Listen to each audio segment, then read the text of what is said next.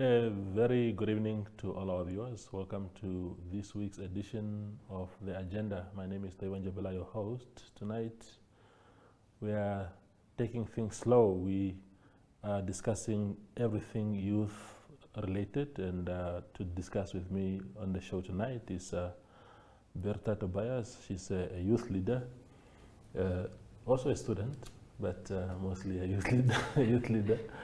And then, of course, Joseph Kalimbwe, coming from Zambia. He is a member of the ruling party, the United Party for National Development, and he is mostly in the Information and Publicity Department of Zambia's new ruling party.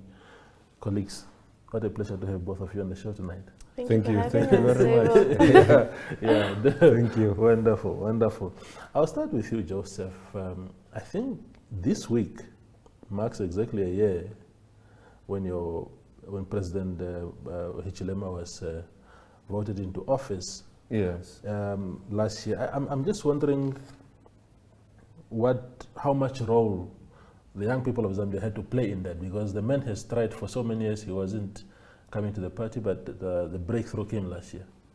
Well, we had come from a very painful political past as the opposition. We had been in the opposition for 23 years, since 1998. Yeah. I was, I think, about 4 years old then. Yeah. So my party had been struggling. We lost the election in 2001 under our founding president. We lost the election in 2006 under President Hakainde Hichilema. We lost another one in 2008. We lost again in 2011. We lost in 2015.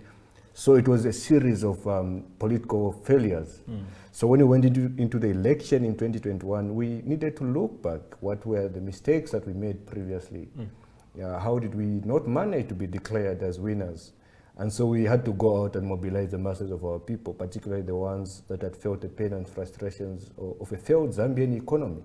So we spoke to them directly about the issues that they faced, about how we could be able to have an economy that is stable, that is able to stand on its own 2 feet, where graduates can be able to be accommodated in a Zambia that they love. So we mobilized the young people. We spoke to them, first of all, to register to vote. We had, for the first time in a long time, since 1991, about 3.6 million young people between the ages of 18 and 35 that went to register to vote. And then after registering to vote, we had to look back at our previous political setbacks, where we were not declared as winners, although we thought that some other elections were rigged. So we needed to win with a huge margin, and so we needed to go out to the masses of our people, particularly the young people. We went on social media, we went on the ground in the communities, in the compounds, you call them townships here. We spoke to them about their aspirations. We went to the universities, to the colleges, and to just let them know. But it was difficult. Our politics is so toxic to such an extent that immediately you are aligned with the opposition, you get brutalized. That was what it was before. So the young people played a very critical role in ensuring that we win the election. Now that we are celebrating 1 year in office, we are very proud of what has been happening, of what we've been able to achieve. We have seen that now for the first time in a long time, the Zambian kwacha is the best performing currency within the African continent, and so we're proud of that fact. But we must also state the fact that young people played a very important role in the victory that we achieved last year in August. Yes. Indeed. I think for the viewers' benefit, it's also important just to state that Joseph here studied at the University of Namibia, and he was president of the Student Representative Council during his time there. So Bertha, having heard that, what Joseph just had to say now, I'm wondering, the young people on the African continent, there seems to be this wave of consciousness, people being aware of their rights, the impact and influence that they can have on shaping the futures of their countries and of course the continent. We've seen the Fees Must Fall in South Africa a couple of years ago. It was very, very successful. You were part of a very lively movement, the Shut It All Down movement here in Windhoek. Very unusual in Namibia, but it was very successful also. The Arab Spring, of course, it was also outside Africa, but in Africa, in countries like Tunisia and elsewhere. Is that the drive now and consciousness within the youth, or is it partially because we also now have the platforms like social media to sort of influence some of these things? Yeah, so Tobo, I think with this wave of consciousness, I always like to acknowledge my sort of disdain for the statement, we are not our ancestors, or you messed with the wrong generation. Yeah. You know, it's been popularized to say we are a new breed of young people. And yes, we are definitely a durable and tenacious and politically conscious breed of young people, Yeah. but it's not new and it's not exclusive, I think, to young people. Yeah. I do think that it's natural with young people that there's a youthfulness, there's an energy, there's a vibrance, there's a disdain and a disregard for conventional norms and formalities. So that's common for young people, but I don't think it's a new wave of consciousness as such. And I say that just because I think it's always important to acknowledge that the only reason that we're able to tap into that consciousness as young people in the first place is because there have been, you know, institutions and systems that have been developed and social fibers that have allowed us to be able to tap into those strengths as young people. You mentioned sort of the social media, and I think that's true. I think because of the digitization of discourse nationally and globally, there's definitely an ease with which we can now engage in discourse, we can talk, we can make demands. My biggest reservation with social media is always that it's obviously not inclusive for two reasons. One, it's usually because with the nature of social media, the people who are generally following you or the people who you follow or just your online communities are generally people who tend to agree with you already. So, you know, whatever you say, if you say, we must fight for women, it's usually, you know, for me, in my case, it would probably be young female liberals already. And there's nothing wrong with that, but it's almost like you're preaching to the choir. So I think that's a flaw in social media political discourse that we don't talk about enough. But the second thing is also because the reality is that, you know, just having data to tweet and to tweet consistently, that is typically limited to what a lot of the older generation calls as perfumed activists or perfumed feminists or keyboard warriors. Because we sit from our Kleiner Cooper homes and we type.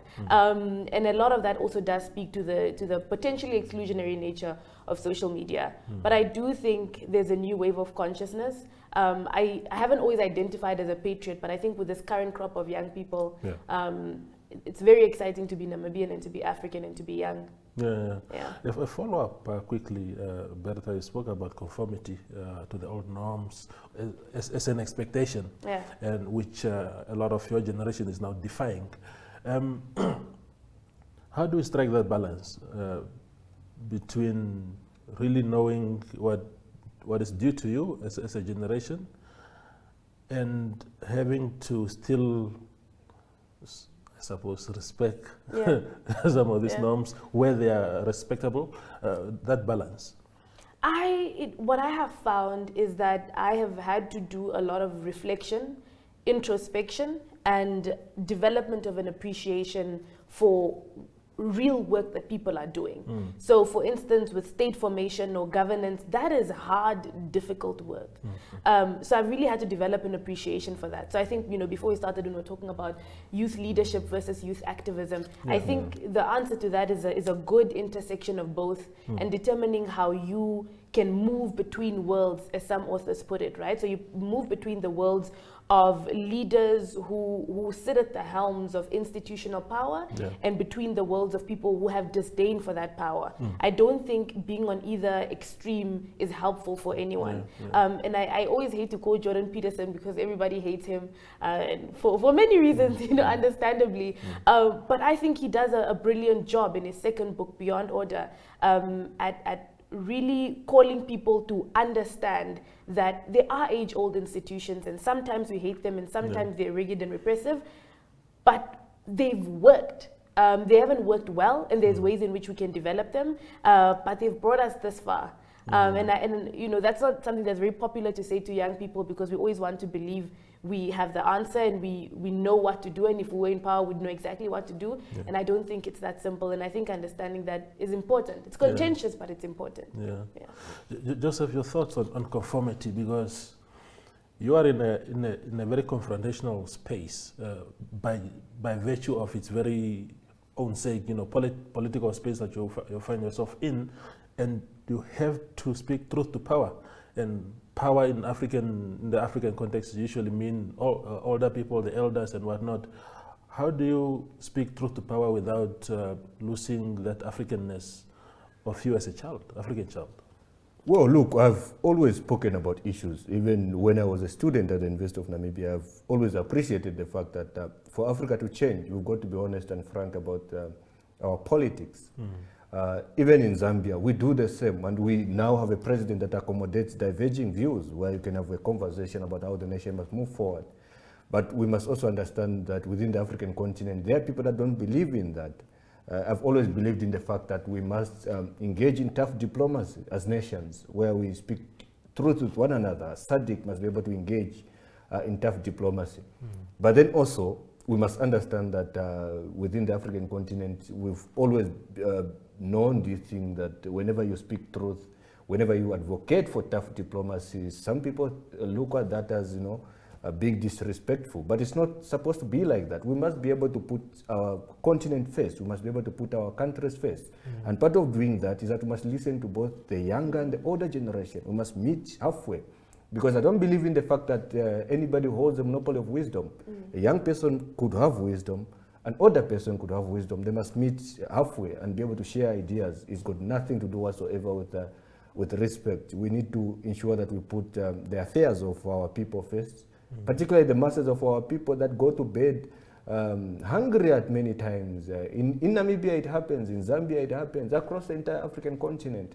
But the moment that we begin to shy away from those kinds of conversations and hope that they'll fade into the woodwork, then we're not going to achieve anything. The moment that we think, you know, we must not speak in a certain way with certain people, then we're not going to achieve anything. And that is what I always advocate for.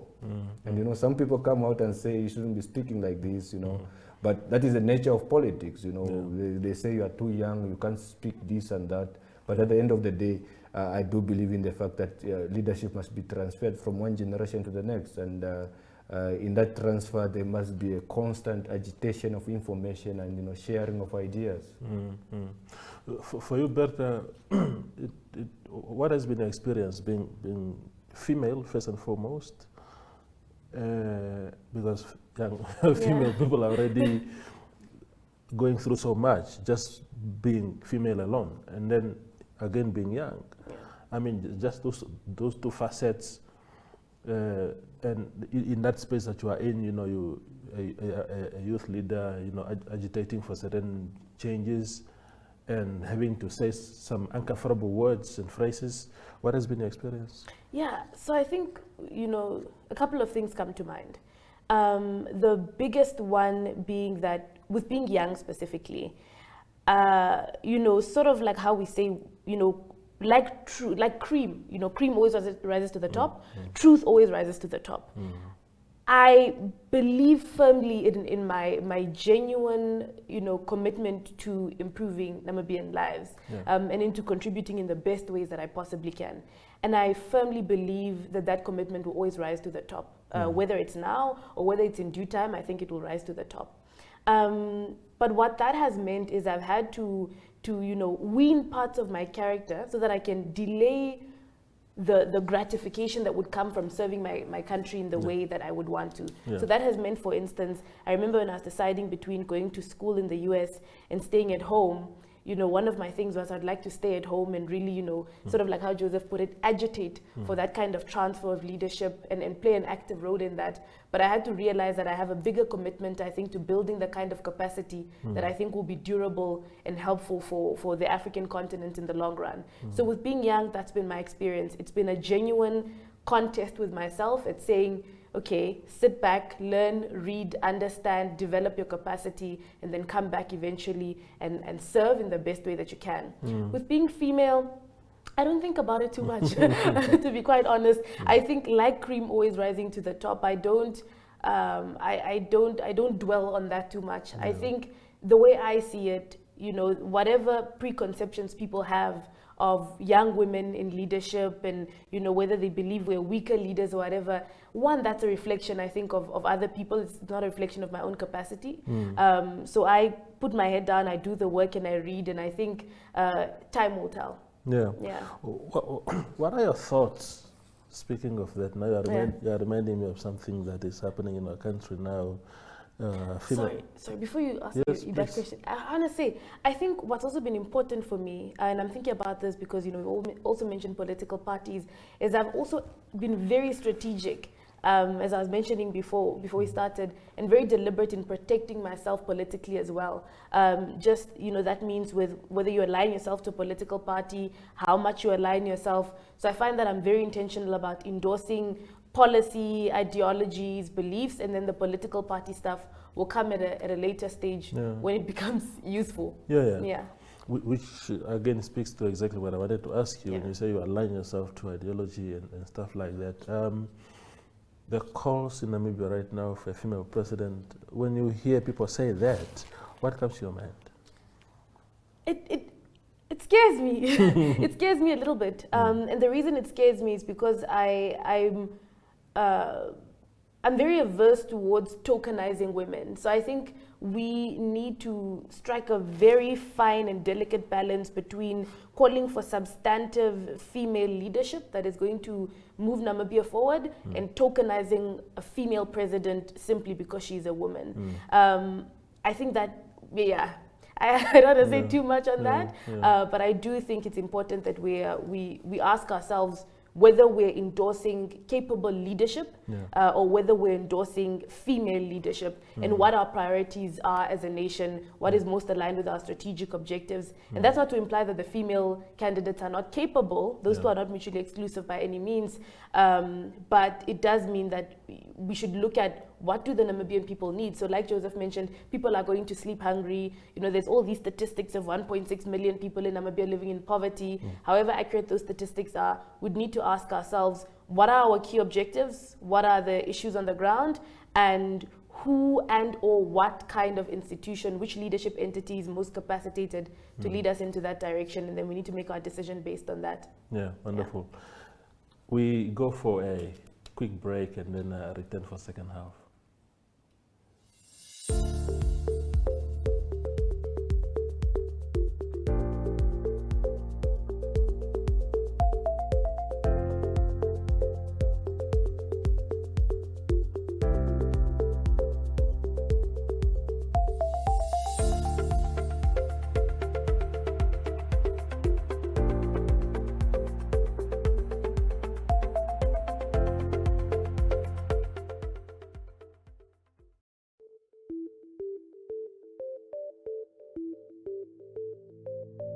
NMH at 1 brings you news from all across Namibia.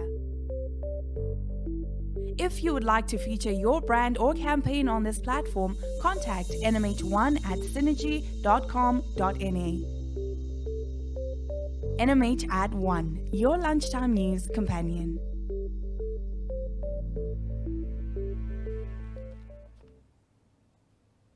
We continue our conversation with Bertha and Joseph. Joseph, I mean, again, on the issue of respecting elders, let's take it away from politics for a moment.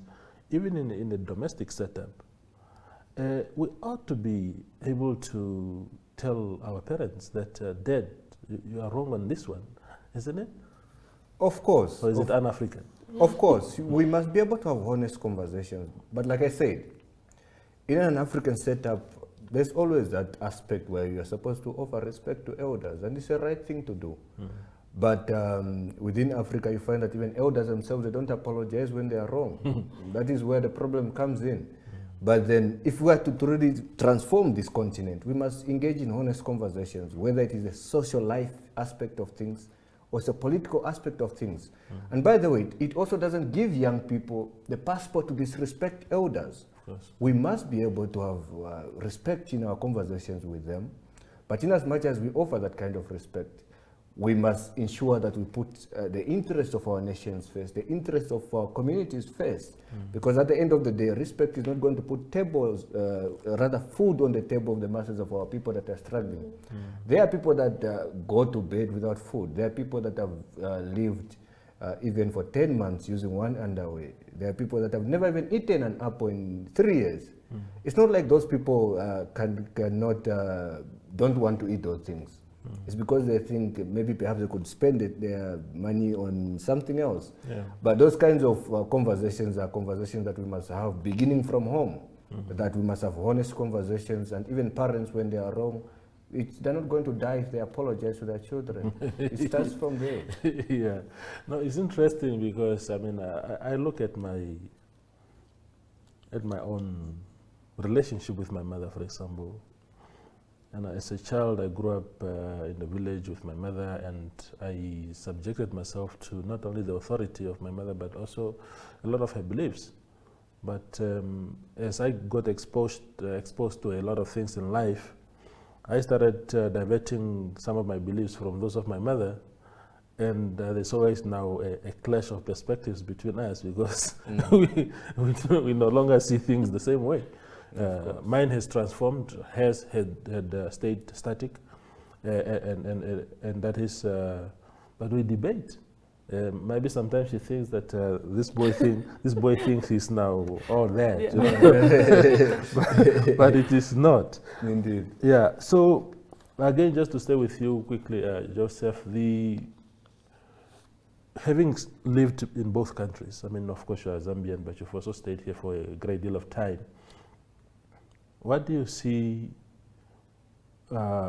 what's differences, in particular, not similarities, but differences between the youth in Namibia and the youth in Zambia, especially in our approach to issues? Well, I must appreciate, first of all, that Namibia taught me a lot of things. This is a country that accommodated me. There was a time that I was living in Windhoek and I never paid for taxi, and it's something that I appreciate. Get on a taxi, somebody will just, maybe we know you from somewhere, you can go for free. So Namibia is one of the countries that I appreciate. It's taught me those things. In terms of politics, in terms of where we are going and where we are coming from, I think Zambian youths have come out of so many things over the past years. They have watched their country be driven into a ditch. They have seen our politics become deeply toxic, and they needed to go and change that direction. The former ruling party in Zambia and the ruling party here, SWAPO, are kind of different. SWAPO is not oppressive. They don't go out sending the police to beat up people. They don't do that. In Zambia, it used to happen. So the masses of our young people were jobless, who did not know where the next meal would come from. We needed to conscientize them, to tell them that let's go and change the country. But also, that doesn't give a ticket to Namibian youth that they shouldn't get involved in politics. Because at the end of the day, politics is going to do you. If you don't get involved in the fact that perhaps you think children in the Oshikoto region are not given the same basic needs that they need to go to school and succeed. You must get involved. You must get involved perhaps in a political formation. And young people shouldn't just be on social media. They must be on the ground also. They must constantly engage with each ruling party, whether it's SWAPO, whether it is UPND, whether it is any other opposition, because you cannot just criticize the ruling party if you don't wish to criticize the opposition.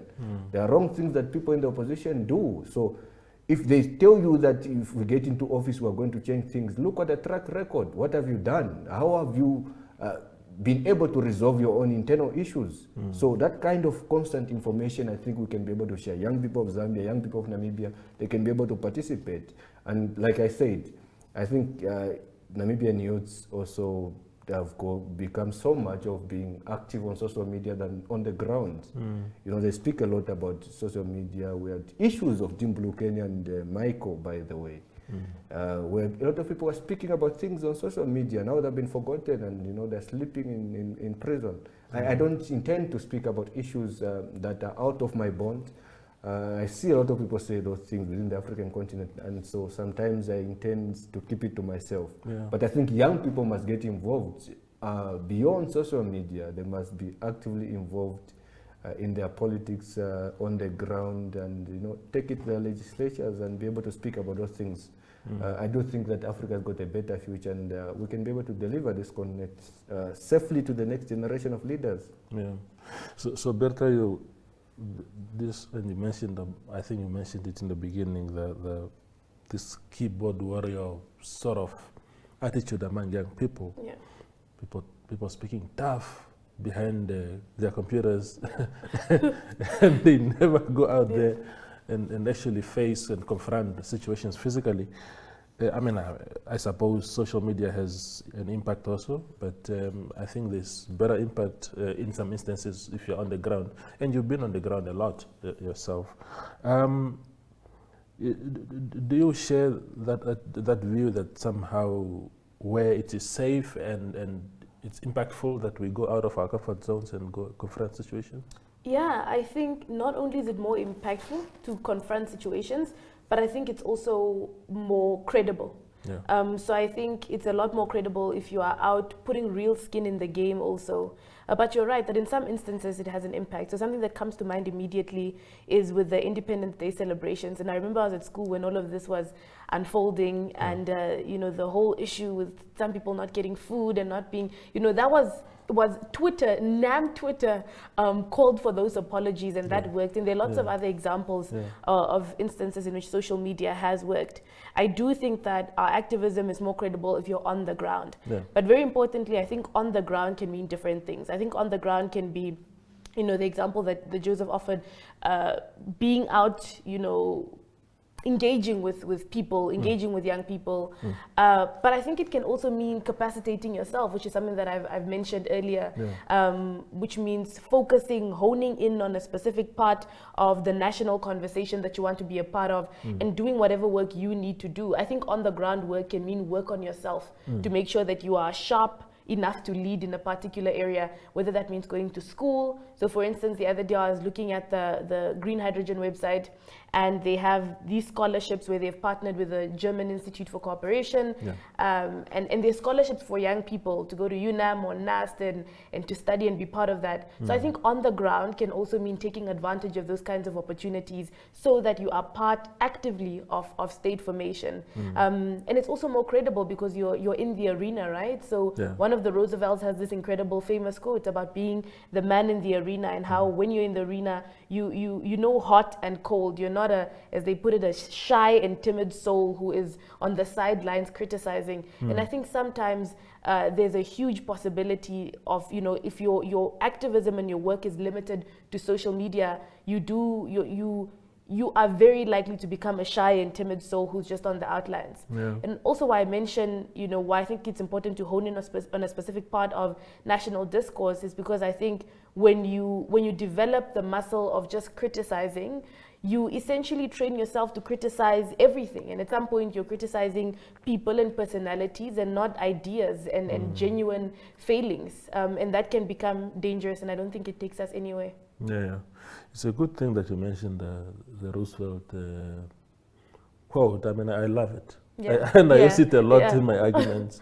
I mean, he spoke about citizenship in a republic, which again says that, we have that obligation as citizens in that sphere to make an impact on things like that. But Joseph, the appetite of young people in politics, I don't know about Zambia, and here, but here, and maybe Bertha will be my witness.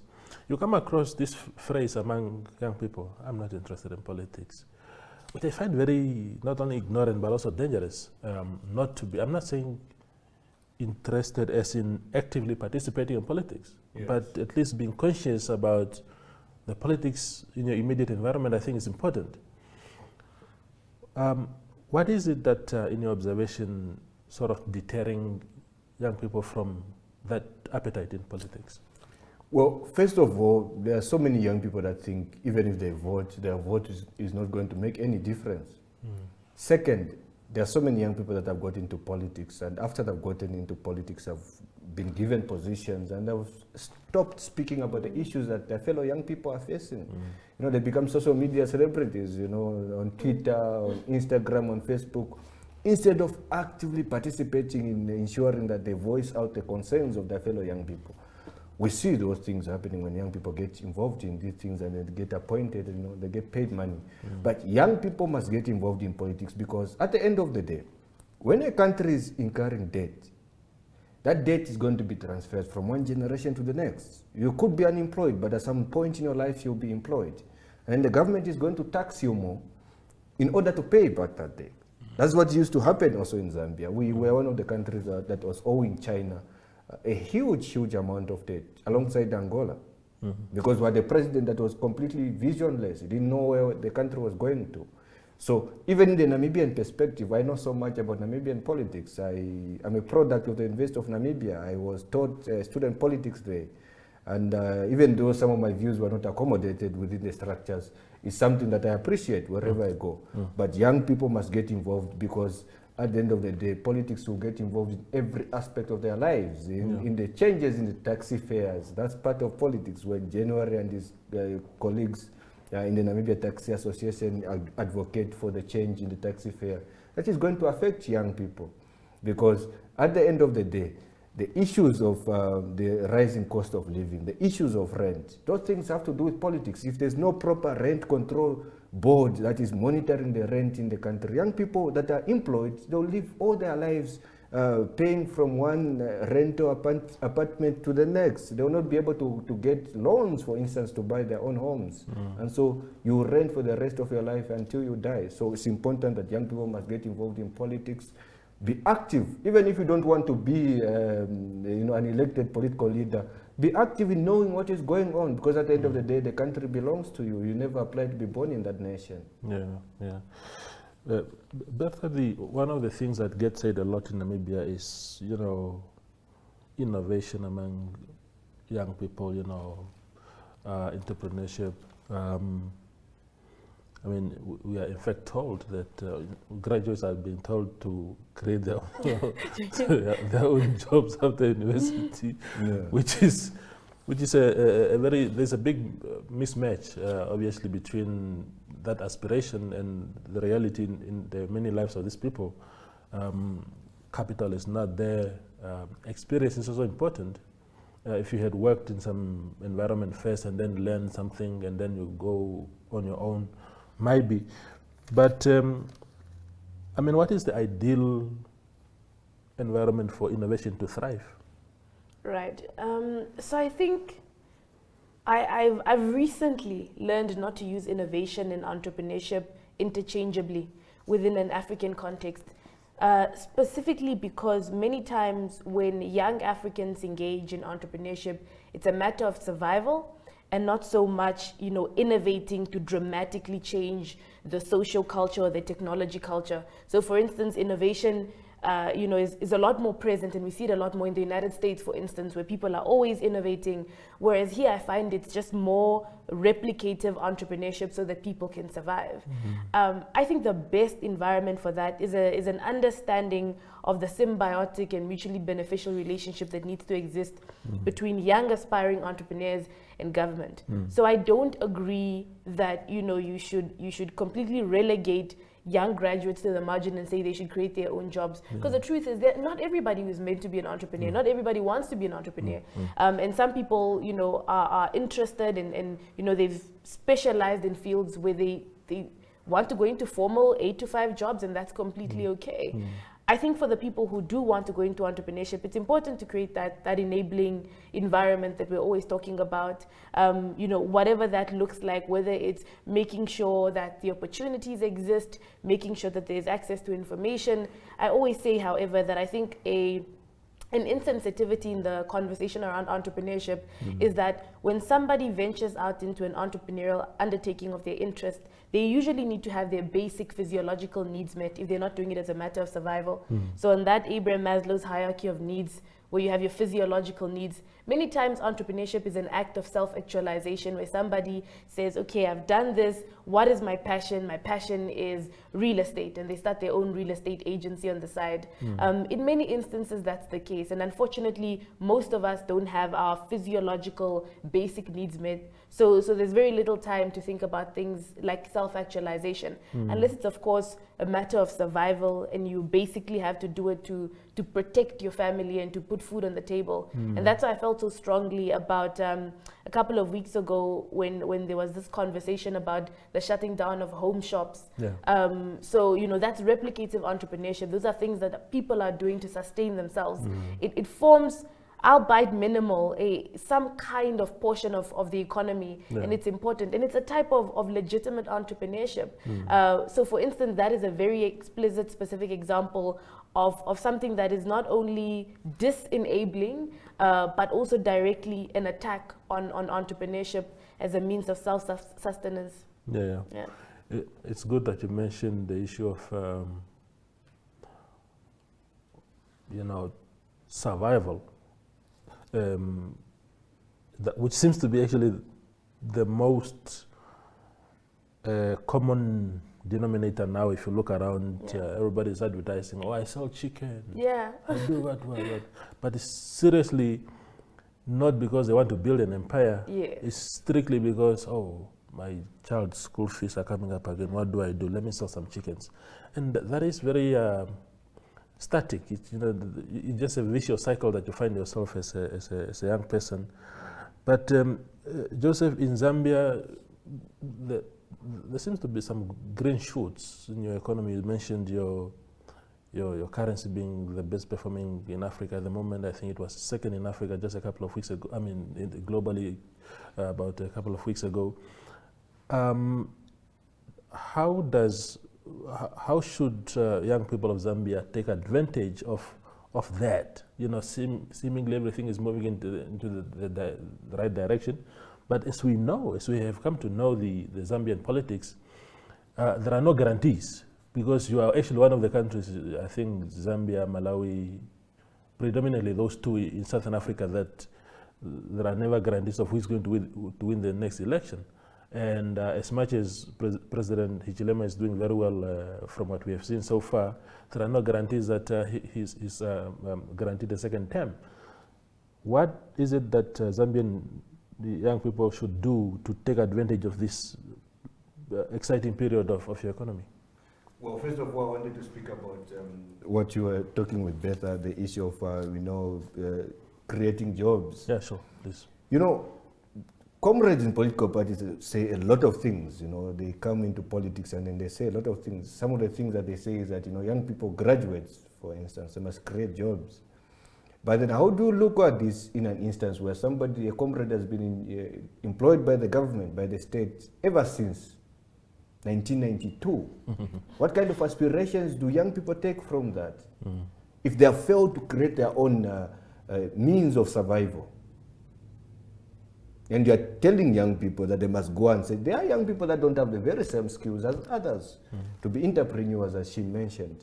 In terms of Zambia, what has been happening over the past 12 months that my political party came into office, our party leader has been very clear from the start that we must be able to shape the economy. We must ensure that the masses of our people must be employed. The government must play its part. The private sector must play its part. The government has already played its part. For the first time in a long time, we have seen that there was 41,000 jobs being created. Under the presidency of President Kenneth Kaunda, we had 28,000 jobs in the teaching service being created. In his first year in office, my party leader, President Hakainde Hichilema, has created 30,000 jobs within the teaching service. That is one of the positives of an economy that is picking up speed. And that is what we always advocate with the masses of our people, particularly the young people, to say, take this opportunity. Now, as we had explained in our party manifesto, you can be able to go to a bank and get a soft loan and be able to start your own business from there. Because we knew that government cannot create jobs for everyone. The private sector must also play its part. There should be a conducive business environment for our people to create their own businesses and thrive.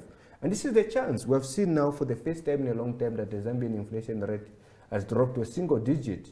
Just over 2 years ago, it was skyrocketing because the president didn't know what was going on. Now things are beginning to change. But also, we're telling them that change is not going to arrive at a fast pace. You could have gone to vote and voted for our party, but maybe you are still worried that you've not yet been formally employed. That is going to come because the business environment is opening up. The investors that are coming to invest, the kwacha is now beginning to gain strength. It's now even stronger than the South African rand. You can be able to do business as you wish and be able to thrive on your own individually.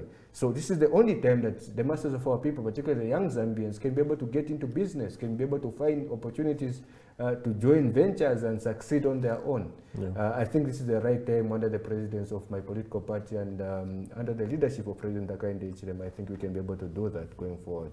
Indeed. We go for the last break of the show and return for the last part.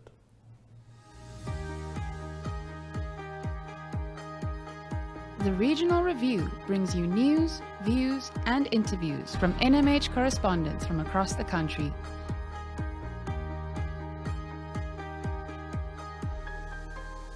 If you would like to feature your brand or campaign on this platform, contact regional@synergy.com.na.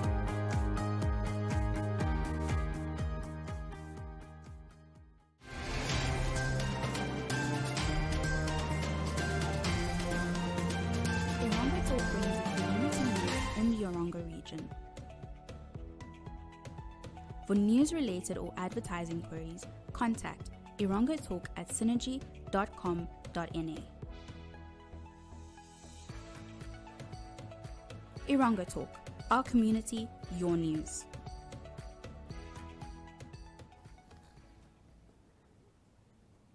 We continue our conversation on the agenda. Bertha, where to now for the African youth from where we are now? What is that thing that gives you hope that we are heading somewhere, that things will continue to evolve for the better, and that we will reach a society like in the USA where you are studying? Things are much better there in terms of, probably the young people are happier. Yeah. Small things put together to create that happiness. What is your optimism for Africa? I think my optimism for Africa is in two things. One, it's in the vibrancy of young Africans. I think, even though I don't think that, like I said, I don't think there's an exclusively new wave of consciousness. I think there's an energy that is hopeful, and there's an energy that demands that we get better. With Namibia specifically, and I think about this a lot, I think what gives me the best hope is that I think we're doing democracy quite well. So, whether or not there's ripple effects and whether or not there's genuine value for people, I think that's also an important conversation to be had. But I always say, even at school or whatever, that I think democratically, I think we're a great model for what genuine discourse looks like. And one of the best examples of that is just also recently in the papers with the Swapo Party Youth League convention gathering happening in the north, and all these headlines about the president saying this and what's happening in the AR movement. I think all of those, for me, albeit conflict in discourse, I think is a brilliant manifestation of the space that we've created, whether it's been created by the media, but the space that we've created to have difficult conversations and to engage in the type of tough diplomacy that Joseph has pointed out. I think Namibians, or at least maybe it's because I spend a lot of time on Twitter, but Namibians are always arguing. There's always something that we're talking about. With the reporting of board members stepping down and the CEO and demanding, all of those things for me are hopeful manifestations of the fact that we are doing our best at being a democratic country, and that gives me a lot of hope and gives me a lot of optimism. Yeah. Joseph, one of the things, I think when Bertha talks about our democracy being relatively stable, I think personally, and I could be wrong really, it's not a scientific argument, but we have developed habits as a country over the past 32 years. Small things like, not small, but things like, regular elections, free press, and stuff like that, and these incremental steps, which then become habits as time goes. I look at Zambia, I rely on you a lot on your on your Twitter feed, because you fill us in a little bit. I don't know whether it's just political rhetoric or it's actually genuine things. But if you look at the way your president seemed to be handling things, he hasn't received a single salary to date, if I'm not mistaken. Also, I mean, I believe that people should be paid, but that he's a rich man, anyways. But do you think that the next 5 years, your term is 5 years as in Namibia? Yes. So those 5 years, do you think that if small habits are developed in your country, no more police attacking people on the streets with batons, no more imprisonment of voices of dissent, stuff like that, do you think it's also an opportunity then for your country to develop this habit so that whether the president doesn't make it to the second term, that the next person who takes over finds some sort of tradition in place? Of course. I've always said that Zambia has made some mistakes that we must never be proud of as a nation. There are mistakes that we've made that have made us a laughing stock. In 1999, we stripped Kenneth Kaunda of his Zambian citizenship. Kenneth Kaunda was one of our greatest sons.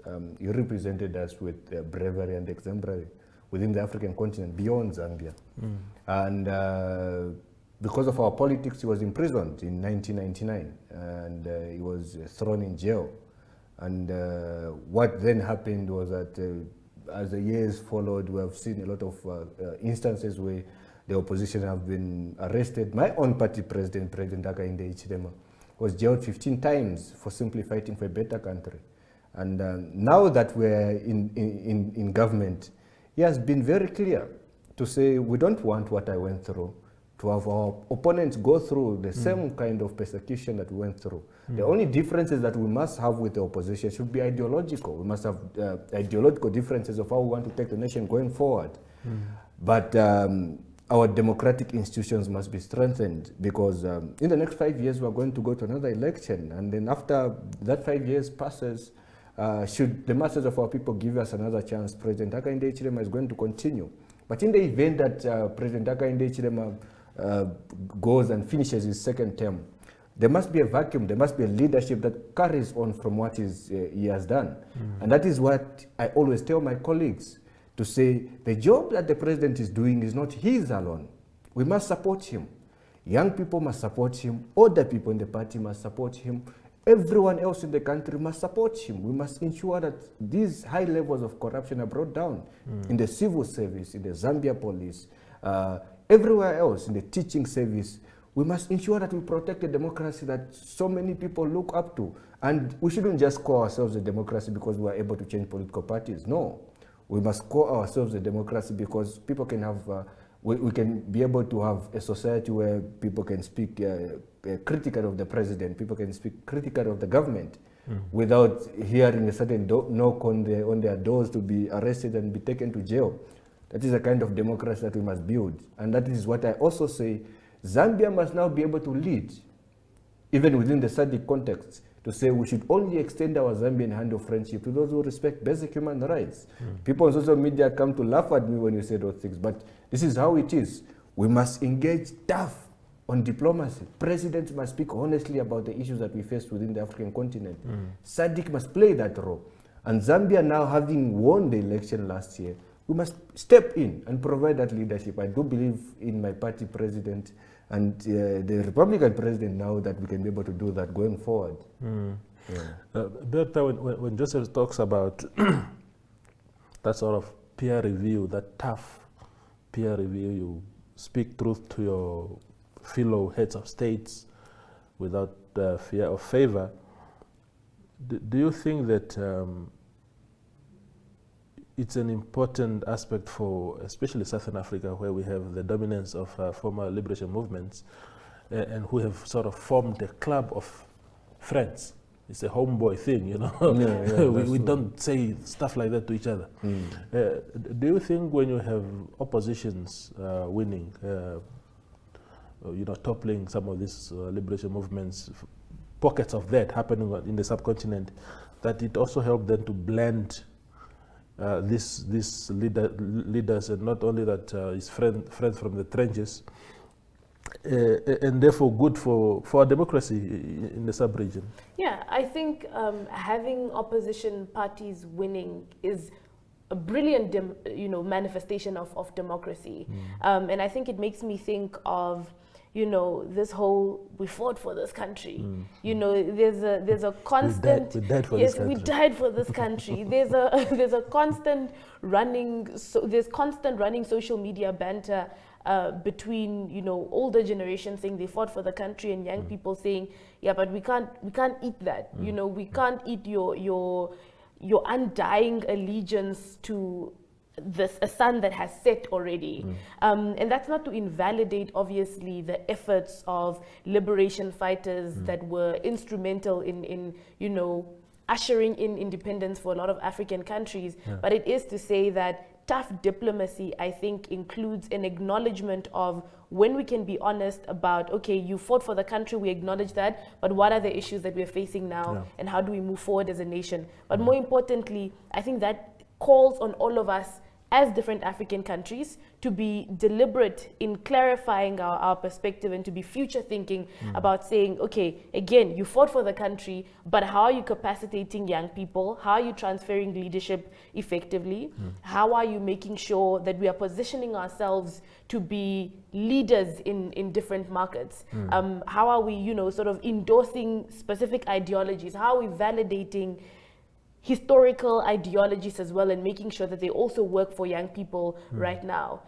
So for instance, the other day I was sort of reading about, again, youth entrepreneurship, sorry to backtrack, but about how, for instance, in a lot of Western countries, a lot of Western literature and entrepreneurship looks at entrepreneurs as, individual agents of economic change. Whereas in African countries, for instance, because of our communal roots and because we're very community oriented, entrepreneurship feels a lot more, for instance, like an organic social process, right? And that's manifested in our different campaigns, for instance, to say, support local, let's go support guys, support my business. And many times you support local because it's someone that it's someone who's trying to put food on the table for their family, not because they're necessarily an individual economic agent of change.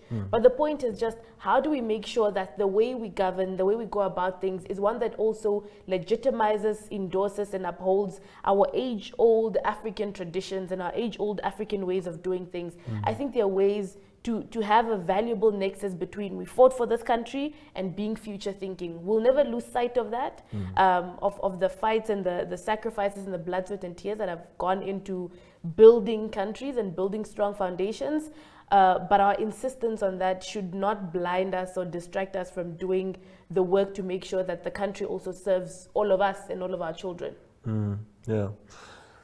Joseph, as we round up this very beautiful conversation, she is studying in the USA, and we as Namibians are scared that she may not come back once there are better opportunities. What is it? So I'm talking about brain drain and exportation of Africa's best brains, and it happens a lot. A lot of your people, maybe not very much in Zambia, but you have people. Every country has its best brains, some of its best brains abroad, because perhaps the environment is not conducive, or because there's snow on the other side. I don't know. What is it that we must have in place? Because now we can't bring it here. But what is that is within our control that we can implement to make sure that we make the continent attractive for young people in particular who are graduating, coming out of school, that they have genuine appetite to stay here and actually contribute towards the social upliftment of Africa? Well, first of all, we must acknowledge that the fact that people go to study in places like the United States and the UK is because those people have made their institutions the envy of the world. Their universities are the envy of the world. When you learn somebody that, we see the things on social media where somebody says you're a dropout at the University of Namibia or the University of Zambia. It cannot be compared to somebody that dropped out in first year at Harvard. Those are the comparisons that they make. But it's a nature of human beings to look for greener pastures, to succeed. That is just a nature. So if they see that they're not succeeding in their own nation, they usually look abroad. But within the African context, we need to ensure that we provide the leadership that the masses of our people can appreciate, that we don't get the best brains out of our continent to go and live in other places, because those are the ones that we can bring into our own nations and be able to develop our own countries, about rebuilding the economy, but ensuring that, you know, every aspect, whether it's a private sector or the public sector, is trusted. The reasons why Africa has failed to do that is because for so many years we've had leadership where people only benefit themselves. They see getting to leadership as an opportunity to become rich, where people that did not have any background whatsoever in business suddenly have got millions of US dollars in their accounts. So that leads to question. When they go to those nations, they see people that are earning income genuinely and, you know, they're surviving genuinely. But within the African continent, those things don't happen. So we need to create an environment where our best brains stay here. The United States was built by foreign immigrants. They went there because they saw something in the US and they have lived there most of their lives. We can do that within the African context.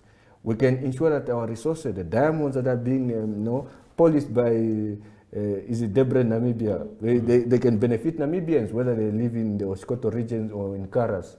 It can benefit them, and going forward, I do believe that we can be able to do that within the African context, but it has to do with the political leadership, the political will. And also, we need to send a very strong message to those that steal from the masses of our people, that if you steal, you must be put in jail where you belong, you must be prosecuted, and if you are found guilty, you must be imprisoned. The moment that we shy away from that and forgive people that have stolen from our people, then we are setting a very wrong precedence where, you know, you steal and then they forgive you because you are Christians and all those things. When you steal from the people, you must face the law. That's what we must do. So we must bring in the best brains to help us move forward as a people. Yeah. Are you coming back? What is it?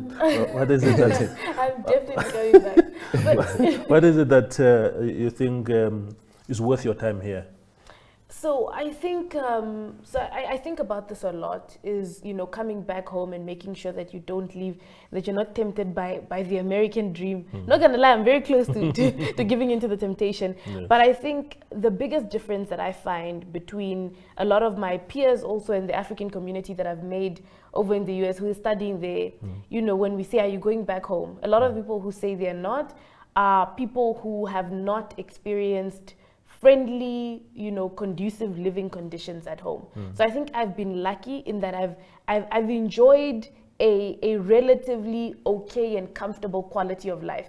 I think that it goes a long way in developing a sense of allegiance to Namibia because you've had a positive experience. Yeah. So you have an inclination to give back. But I don't blame or judge the people who don't want to come back, because a lot of them have not experienced the fruits of sort of the kind of leadership where they experience those revenues from diamonds trickling onto them and to their families. So they say, I'm leaving because this is a dire situation. I am desperate for a good life and I am leaving for that reason. And I can respect that. I am only coming back because the Namibian government and the experience I've had in Namibia has been a positive one. Yeah. I've gone to public schools, you know, for most of my life. I've applied myself, and those you know, our systems work when you apply yourself, and sometimes they work for you if you're lucky, and I think I've been lucky in that, so I'm coming back. I'm also coming back if there's incentive.